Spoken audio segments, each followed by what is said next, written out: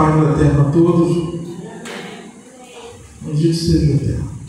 Vamos abrir o nosso livro sagrado em Gênesis. Livro de Gênesis, em hebraico tem o nome de Bereshit, significa no princípio, no capítulo 12, e por título, Deus chama Abrão e lhe faz promessas. Vamos estudar quem foi Abrão, o primeiro crente. Sabia disso, que ele é o primeiro crente? Vocês sabem quem foi o primeiro profeta? O primeiro profeta da Escritura, valendo uma vaga na mansão celestial. Alguém sabe quem foi o primeiro profeta? Pode levantar o dedo e falar. Primeiro profeta. Desafio. Sabe, pastora Lúcia? Hã? Não, tem vários. Se você pegar para botar na ordem cronológica, né? Vamos considerar que de Isaías ali em diante. Mas aquilo ali já havia profeta. Já. Muitos não pode chutar, irmão Jorge. Pode chutar. Porque é Jeremias. Tu concorda? Concorda, irmã? Seu esposo? Não?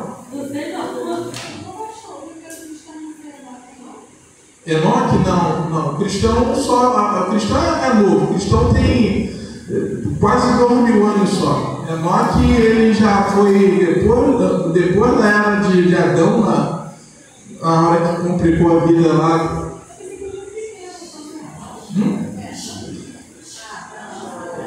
Abraão? Não, Abraão, eu falei que ele é o primeiro crente. Ele é o primeiro que evangelizou, que levou a palavra de Deus. O primeiro. Aqui foi o primeiro profeta. Teve um que falou uma coisa que não tinha, e isso dá o status a ele de ser profeta. Qual é, pastor? Ele está no livro de Gênesis.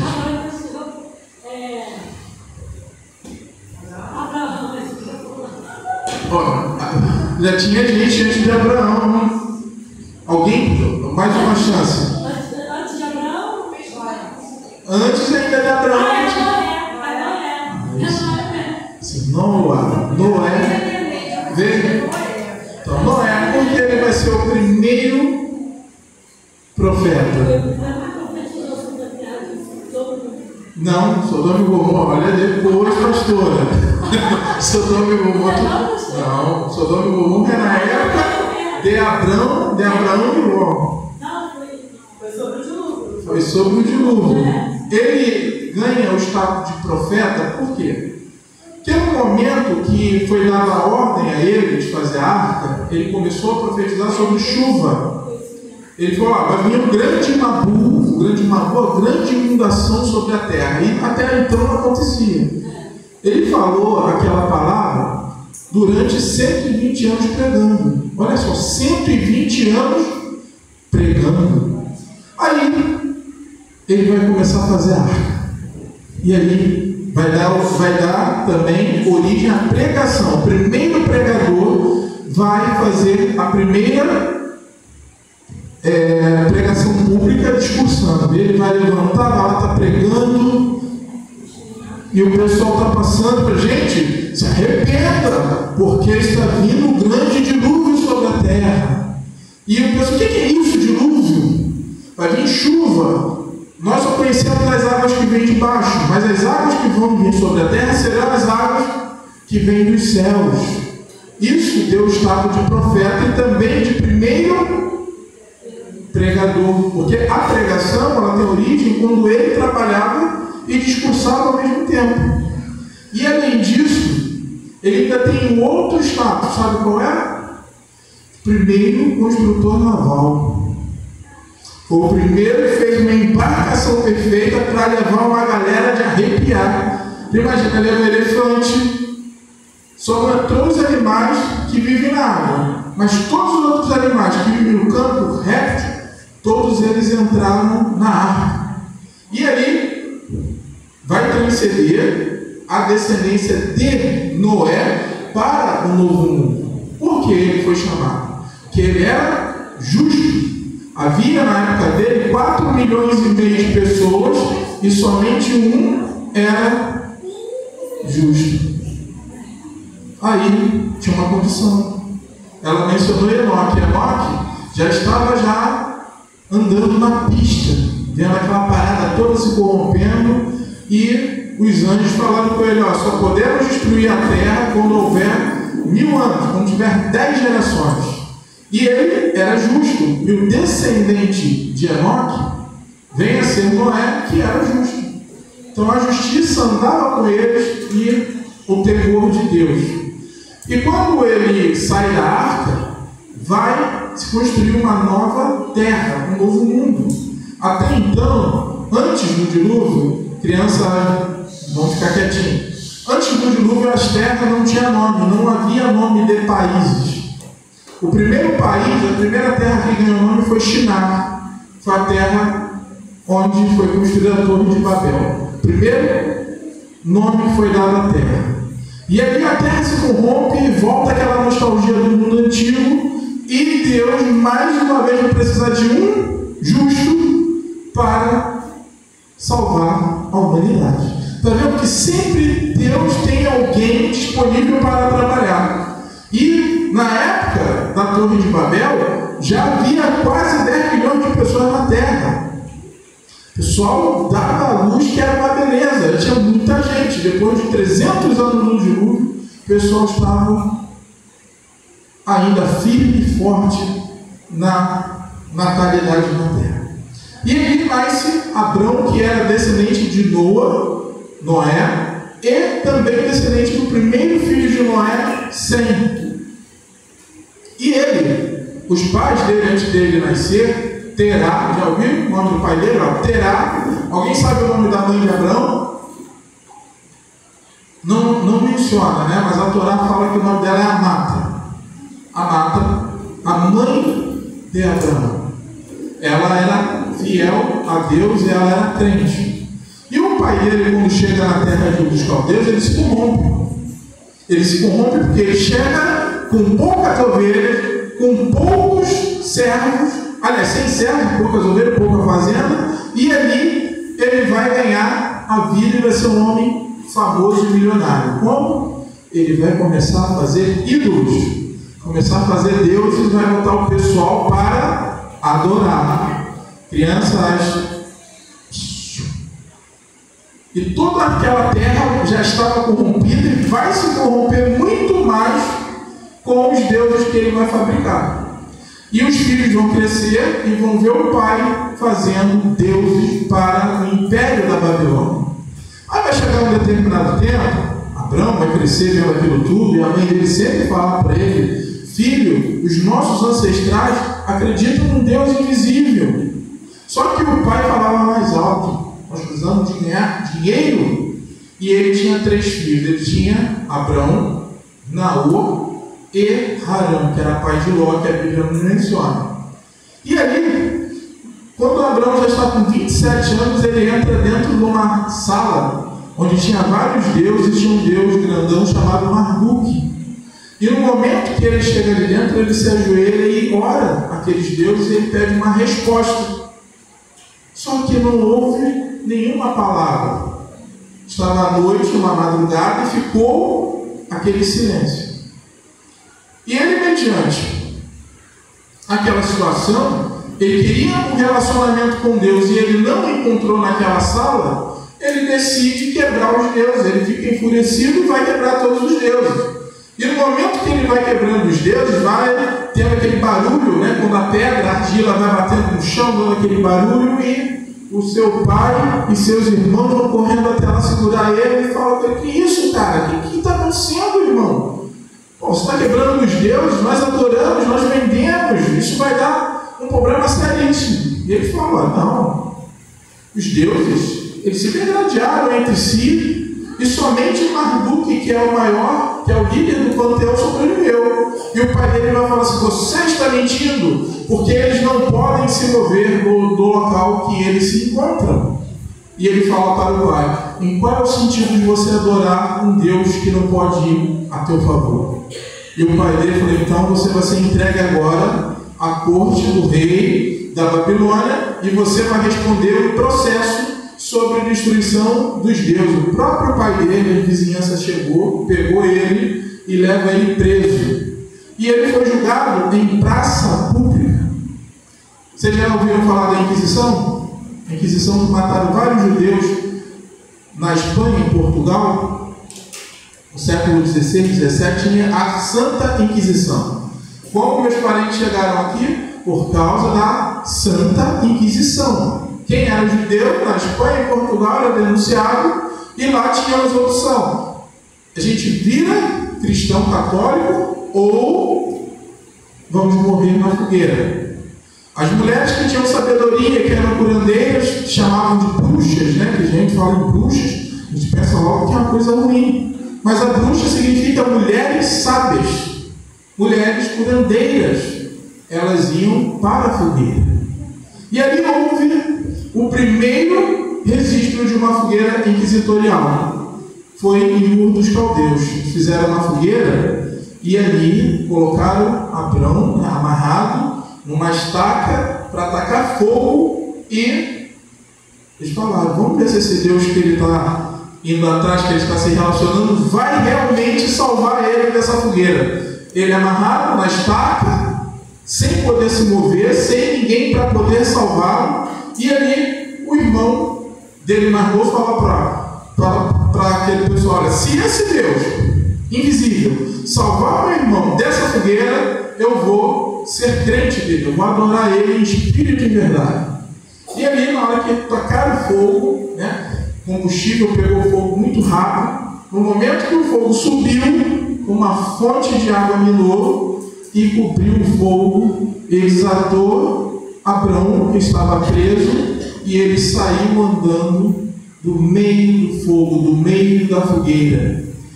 E quando ele saiu, o irmão dele falou: só a terra é o rei verdadeiro. Ele é o Deus supremo.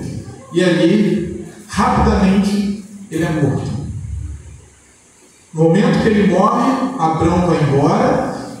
Isso que eu estou perguntando para vocês não está na Bíblia, porque a Bíblia é um resumo daquilo que foi um fato escrito na Torá. Na Torá vai dizer essa história. Se você pegar o livro dos muçulmanos, vai também conseguir ler essa história de Abrão, que lá fala sobre ele.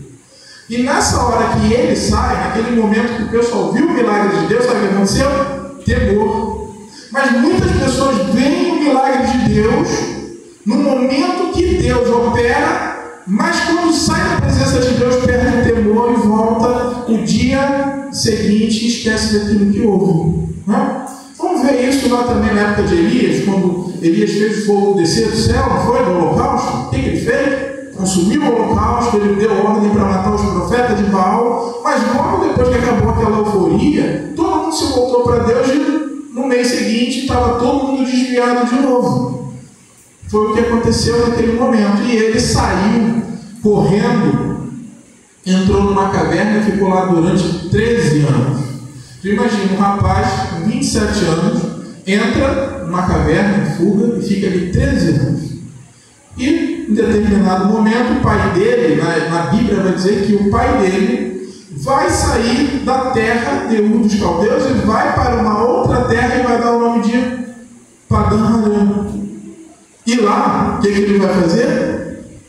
De novo a idolatria. Aqueles deuses todinhos que tinham sido quebrados, ele vai reconstruir esses deuses para essa terra, porque agora nessa terra ele é o soberano, ele é aquele que rege a terra, ele é o governador da terra, e ele vai obrigar os seus filhos a fazer novamente os deuses e corromper toda aquela terra, toda aquela rapaziada que estava ali dos cananeus, que não conheciam os deuses que vinham da Babilônia, agora vão conhecer esses deuses. Isso quer dizer o quê? Que tem pessoas que quando se desviam da palavra de Deus, do verdadeiro caminho, ela, em todo o canto que bater, ela vai se corromper e é capaz de levar uma multidão. Porque nós, seres humanos, temos tendência para o mal. O mal sempre será lembrado. O bem, se você hoje fizer um banquete aqui, chamar todos os moradores de rua, vai ficar muito bonito para o momento para quem vê do lado de fora, mas ninguém vai lembrar. Ah, mas o irmão Jorge pegou o cara ali no pescoço e jogou ele em cima do poste. Ele vai ser lembrado até a quarta geração, desculpa, mas até os seus netos e bisnetos vão, pô, aquele Jorge, ó, o diácono Jorge, Pegou o cara, levou o incrível Hulk e jogou, porque o mal sempre será lembrado. Aí Abrão, ele sai daquela caverna, ele vai para a nova terra do pai dele, e ali ele ainda vai ficar 35 anos esperando uma resposta. Por que 35 anos? Alguém pode responder? Coisa simples. Porque Deus, ele tem um tempo. Somente isso é a resposta. O tempo de Deus não é o nosso tempo. Às vezes nós buscamos uma resposta, mas existe tempo divino. No mundo de Deus não habita hora, não habita o tempo. Deus habita além dessa existência. E Deus não está preocupado com o tempo. Está preocupado com a hora, está preocupado com a velhice dele. Está preocupado com o momento do amadurecimento espiritual que ele teria para trabalhar na missão divina. E ali, 35 anos, ele fica subindo os montes, ele se consagra, ele jejua, pedindo uma resposta divina. E aos 75 anos, Deus vai dar a resposta. Ele vai estar no campo, subindo uma montanha, um monte, e lá ele vai buscar a face de Deus de todo o seu coração. E olha o que vai resultar. Ora, disse Hashem a Abrão: sai da terra, sai da tua terra, da tua parentela e da casa do teu pai, e vai para a terra que eu te mostrarei. De ti farei uma grande nação, e te abençoarei, e te engrandecerei o nome. Se tu uma bênção, abençoarei os que te abençoarem, e amaldiçoarei os que te amaldiçoarem. Em ti serão benditas todas as famílias da terra. Vê como a promessa tinha extensão para várias pessoas, uma bênção que não seria somente de um homem. O nome dele, Abrão, era pai de povo, pai de todos, pai de povo. E mais à frente Deus vai colocar mais uma letra, e Abraham, Abraham, pai de multidões, pai de vários povos, pai de várias etnias, de vários pensamentos. Mas no momento aqui que Deus ele fala para ele o seguinte: olha, Abraão, se apresenta. Ele provavelmente falou: eis-me aqui. E ele vai logo dar uma ordem inicial: olha, sai do meio da tua parentela. Do meio da tua parentela está envolvendo todos os parentes. Agora ele vai dar uma mensagem mais dura: sai da casa do teu pai e vem para a terra que eu te mostrarei. Farei de você uma grande nação e engrandecerei o teu nome. Em você, na sua mensagem, serão abençoadas todas as famílias da terra. Aí entra o questionamento agora. Quando ele recebe essa mensagem, ele estava 35 anos para receber uma mensagem divina, e ele vai falar: mas por que eu vou ser pai se a minha mulher estéril? E naquele tempo, a mulher, quando não podia gerar filho, ela mesma escolhia uma outra esposa para que pudesse ser concubina e gerar descendentes. Mas ele não fez. Por que ele não fez isso no início? Estão rindo, né? Mas a mulher escolhia a esposa para o marido. Lá na África, lá no Oriente Médio, isso é muito comum. Lá, os árabes casam com 4 mulheres. E, porventura, tem uma viúva que perdeu o marido na guerra, e quem casa com ela tem uma assistência social. Lá é comum. Por quê? Vivem num costume antigo, patriarcal, e esse costume ele protege as mulheres. Por isso que, já desde o início, temos esse regime. E Abraão não era diferente dos outros homens, porque os irmãos dele tinham outras esposas, e ele não, porque ele acreditava que a promessa de Deus deveria se cumprir com a própria nenhum casamento misto. E Saraí, ela era meia-irmã de Abrão. Ela era filha de Terá. Hoje isso não rola, mas ela era meia-irmã de Abrão. E ele não vai procurar uma outra mulher, mas aperfeiçoar o seu relacionamento com o divino. E isso vai acontecer com o longo do caminho. Mas o que eu quero frisar nessa pregação é a terra pela qual o Eterno dá a ordem para que ele vá seguir. Aí você faz uma análise. Quando o pai dele vai para a terra de Padã-Arã, lá ele corrompe toda a terra. E ali, o que Deus está dizendo para ele? Olha, vocês saíram de uma terra pagã, idólatra, de uma terra que vocês adoravam ídolos, que vocês não tinham comunhão comigo.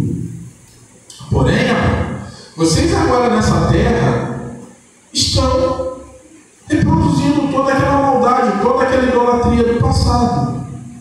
Como você pode me cultuar e ser crente em mim dentro dessa terra? E aí, ele também vai ficar calado, mas vai pensar. Então, para que você se desinfete de toda essa idolatria, sai da casa do teu pai, sai do meio da tua parentela, sai de todas aquelas amarras que te prende a tudo que afasta de mim. E ele fala, a terra que eu te mostrarei. Quando a gente fala em terra, a gente pensa logo que Deus vai dar um terreno para ele, né? Às vezes Deus me entrega até uma profecia para alguém falar, olha, eu vou te mostrar uma nova terra. E às vezes ele dá a terra, literalmente. Mas essa terra aqui que Deus está falando é uma nova consciência. Fala para ele, olha, Abraão, descobre dentro de você o verdadeiro caminho. Você tem o caminho para seguir. E ele fala, essa terra que eu estou te mostrando, ela não é somente um lugar físico. Porque para você alcançar o físico, você primeiro tem que alcançar o espiritual. E quando se fala em terra, terra é a nossa consciência, é o nosso ser. Nós, às vezes, deitamos a noite e falamos, a gente queremos paz somente. A tua consciência ela tem que estar em paz. Você tem que estar sereno. E Deus ele fala, para você ter as minhas bênçãos, e essa promessa que eu lhe faço hoje, ela ser concluída na sua vida, você precisa de ter uma decisão. E qual é essa decisão? Às vezes nós temos que tomar uma decisão que é sair do meio que nós vivemos para prosseguir as promessas de Deus. Por que Deus ele tira ele ali somente? Só era porque era idolatria? Não, porque aí ninguém queria ver o sucesso espiritual dele. Às vezes nós vamos crescer espiritualmente e vamos ter que nos afastar de amigos, de parentes, às vezes até mesmo dos nossos próprios pais, em nome da nossa vida espiritual. Porque o divino, quando ele nos chama, ele garante cada promessa que ele faz. Abraão estava diante de uma situação que todos caçoavam dele e falaram, cara, tem uma mulher estéril, não arruma uma concubina. Como que ele vai ser pai de uma grande nação? Aí ele, às vezes, podia contar essa promessa para alguém, as pessoas falaram, é impossível. Deus vai te dar isso? Será que foi Deus mesmo que falou com você? Ou você está surtando, tendo uma voz adicional falando na tua mente? Ele ouviu isso. Porque as vozes que nós ouvimos nessa terra, todas elas são para nos neutralizar diante do nosso chamado. E com ele não seria diferente. Aí ele vai sair da casa dos pais, olha o que ele vai levar. Um erro. Ele leva a sua esposa, que ele tinha que levar a esposa. Ele era rico, não era? O pai dele era rico. Quando ele está saindo, ele fala, pai, toda a riqueza que o Senhor construiu através da idolatria, eu não vou levar nada. Fica com tudo aí. Só que tinha um malandro no meio da história. Quem já pode ter até ideia de quem seja esse malandro? Logo o malandro da história. Sabe por quê? Porque ele viu em Abraão, na promessa que Deus deu a ele acreditou. Sabe que o incrédulo acredita na promessa, mas ele pega às vezes carona na tua promessa fazer? Abraão, tu está renunciando a tua riqueza? Pô, mas tem a parte do meu pai, porque o Abraão fala agora que eles são irmãos, porque o pai, antigamente, quando morria, o avô adotava o filho e passava a ser o pai. E ali ele tinha a herança do pai dele. Ele falou: se eu sair fora também dessa terra, que eu não gosto de Deus nenhum, eu vou me dar bem, eu vou sair rico e chegar lá, eu vou montar um reino para mim. Isso era o propósito de Ló: sair, se emancipar, ficar sozinho, fazer as farras dele. E ali Abraão vai levar ele, e Deus fala para ele: sai, afasta dos seus parentes. E o que ele vai fazer? Vai levar uma pessoa que era empecilho no caminho. E ele vai levar também os seus servos.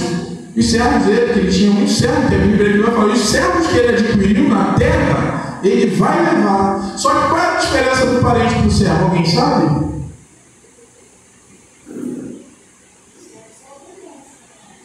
O servo obedecia a ordem. Agora o parente não recebe ordem. Às vezes, muitas das vezes, está dentro da tua casa e revolta contra você que está dando um abrigo. Essa é a diferença. E aí eles vão para a terra. Aí você já sabe o que vai dar lá na frente, né? Porque nem todo mundo pode andar com o ungido. Nem todo mundo pode partilhar da mesma promessa de Deus na tua vida. Não é todo mundo. Se Deus te dá uma ordem, te dá uma promessa, a promessa é tua. Não tente fazer com que ela seja rateada entre outros, porque você vai pagar um preço alto daquilo. Até Deus ele botar as coisas no lugar, você vai ter que pagar um preço. Qual foi o preço que Abraão vai pagar mais à frente? Um Ló, um preço altíssimo, porque Ló era incrédulo e foi para a promessa. O que é essa palavra que nos ensina? Que dentro da promessa de Deus, nós não podemos levar bagagem desnecessária. Não podemos levar. Na promessa de Deus, na terra que Deus dá, não entra qualquer um. Não entra qualquer pensamento. Se fosse assim, Deus falava: olha, Abraão, eu vou te abençoar na casa do teu pai e você vai quebrar os ídolos de ouro e converter todo mundo. Mas Deus não age por força, Hashem não age por força e por violência. O que ele falou? Eu vou remover ele daqui. Se ele é justo, e tem um justo dentro dessa comarca, dentro dessa terra, eu vou tirar esse justo, eu vou levar ele para lá, vou trabalhar ele longe. Porque você sendo trabalhado longe, aquele que não acredita em você vai ver o teu sucesso e vai ver que realmente funcionou a promessa de Deus na sua vida. E através da sua distância ele pode se converter ao verdadeiro caminho, não você forçando. E ali, o que vai acontecer? Abraão vai se afastar, Deus vai mudar o nome dele mais à frente, ele vai se chamar Abraão. Todos os seus parentes vão saber, porque ele vai estar um homem rico, poderoso, com exército, comprando várias terras, tendo cemitérios, tendo propriedades super espaçosas, e eles vão ficar tudo do outro lado chupando. Nossa, como ele conseguiu isso? Tudo por obediência a uma promessa. E quando chegar no tempo de reconhecer a autoridade dele, vão reconhecer a autoridade dele, vão mandar mensageiros a ele, e ele vai falar: eu estou muito bem e não pretendo voltar. Ele renunciou toda idolatria, toda maldade. E isso diz também para nós, como no momento que nós deixamos o mal para nos convertermos à palavra do Todo-Poderoso. O que ela pode nos trazer? O benefício da promessa, o sucesso, o brilho de ter a face de Deus em nós. E isso que Abraão plantou, isso vai fazer com que o filho herde vai transpassar para o neto. E do neto vai fazer isso aqui, ó. Nós, nessa noite. Tu imagina se Abraão ele não ouve aquela voz e ele não sai daquela terra. Alguém estaria aqui? Não. O mundo estaria, esse caos, né? Que o mundo está, mas será que o mundo, esse caos ainda que dá para a gente sobreviver, existiria? Não. Sem a palavra de Deus, não haveria isso que se nós vivemos num mundo com caos e sobrevivemos ele, é graças à palavra de Deus, ao Evangelho que foi e está sendo pregado. Porque se não houvesse a pregação, o mundo seria pior do que está. Não havia ninguém para dizer que pior do que está não fica. Porque não haveria casas, haveria um caos. Porque todos os povos no passado que não estavam dentro da palavra de Deus, eles foram todos destruídos. Todos aqueles que não obedeceram, que não se voltaram para Hashem, foram dizimados.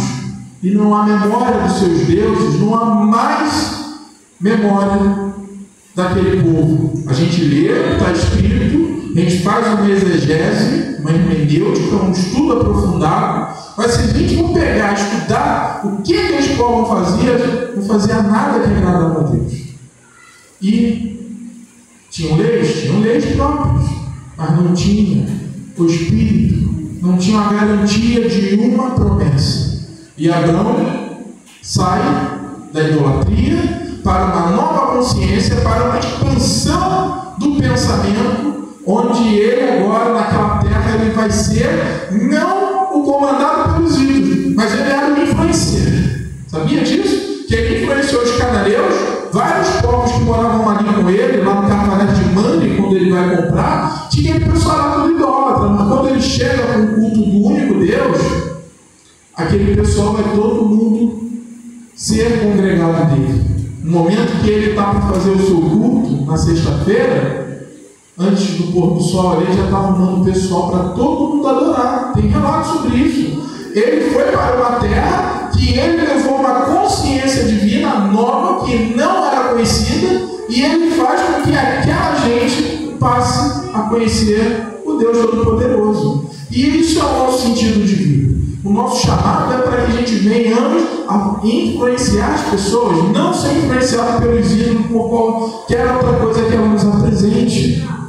Hoje, o Eterno nos chama para ser aquele que vai dar a marcha da fé. Então, se alguém perguntar a você quem foi o primeiro que mencionou a palavra de Deus, foi crente, que vai falar Abraão, e ele deu início à marcha da fé. O que é a marcha da fé? Sair do local que ele estava e correr para as promessas do Todo-Poderoso. E assim seja conosco. Que as promessas do Divino, do Hashem, Rei Eterno, estejam sobre as nossas vidas. Que a paz do Todo-Poderoso possa estar em nossos dias. Vamos orar? Vai no Hashem? Berrakadosh Baruch. Bendito és tu, Eterno, Rei Santo e Celeste. Pai, te agradecemos por esse culto, por essa palavra que foi pregada, que tu possa, Pai, nos levar a uma terra que manda leite e mel, uma terra, Pai, diferente daquilo que nós vivemos, que tu possa nos dar, Pai, as tuas promessas, para que possamos mostrar a tua salvação aos simples, que tu possa, através do nosso testemunho, converter os incrédulos, que tu possa nos abençoar nessa noite de maneira tal. Seja conosco no nosso trabalho, na nossa casa, na nossa família, no nosso caminho de volta para casa, nos abençoe, nos guie e nos guarde, em nome do Rei de Israel que vive para sempre. Receba 6 bênçãos. Yevanecha, Adonai veish merecha, Yevanai panavelecha vemonecha, Isa Adonai panavelecha, verselecha shalom. O Eterno que te abençoe e te guarde. O Eterno que faça resplandecer o seu rosto sobre ti e tenha misericórdia de ti. O Eterno sobre ti levante o teu rosto e te dê a paz. Para o Hashem, na Kadosh Baruch.